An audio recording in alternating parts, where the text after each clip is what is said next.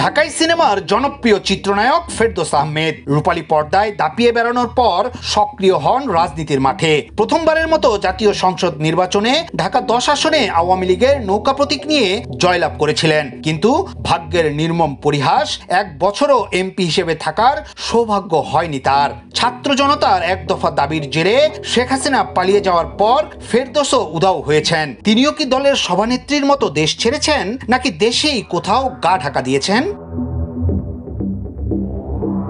সূত্র মতে গত 4 আগস্ট রাত পর্যন্ত ঢাকাতেই অবস্থান করছিলেন ফেরদৌস, কিন্তু গত 5 আগস্ট থেকে খুঁজে পাওয়া যাচ্ছে না ফেরদৌসকে। এমনকি তার ব্যবহৃত মোবাইল নম্বরটিও বন্ধ।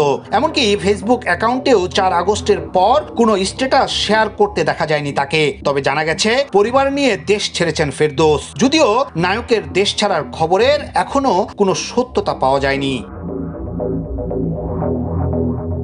এদিকে ফেরদৌস গা ঢাকা দিলেও আওয়ামী লীগের নেতা হিসেবে পরিচিত চিত্রনায়ক রিয়াজকে ঢাকা বিমানবন্দরে আটকে দেয়া হয়েছে। তিনি ঢাকা থেকে যুক্তরাষ্ট্র যাওয়ার জন্য গত 6 আগস্ট বিমানবন্দর গেলে ইমিগ্রেশন পুলিশ তাকে ফেরত পাঠিয়ে দেয়। মূলত এমিরেটস এয়ারলাইন্সের একটি ফ্লাইটে ঢাকা থেকে দুবাই হয়ে যুক্তরাষ্ট্র যাওয়ার কথা ছিল নায়কের। এরপর থেকে রিয়াজেরও কোনো খোঁজ মিলছে না।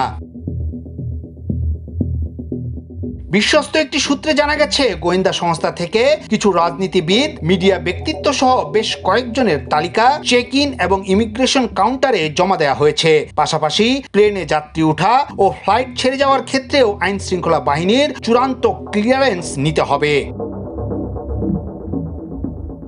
ইয়াসিন আলী, সোনালী নিউজ, ঢাকা।